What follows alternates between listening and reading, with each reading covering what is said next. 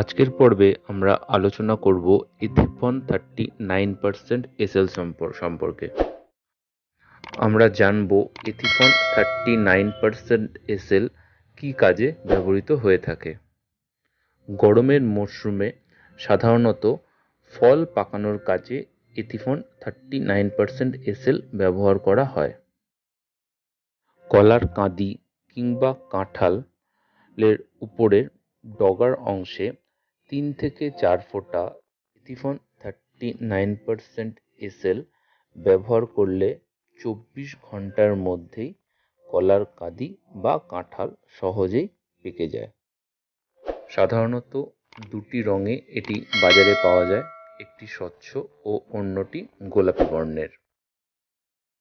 ইথিফন 39% SL সম্পর্কে বিস্তারিত জানতে আপনারা উল্লেখিত নম্বরে কল বা হোয়াটসঅ্যাপ করতে পারেন।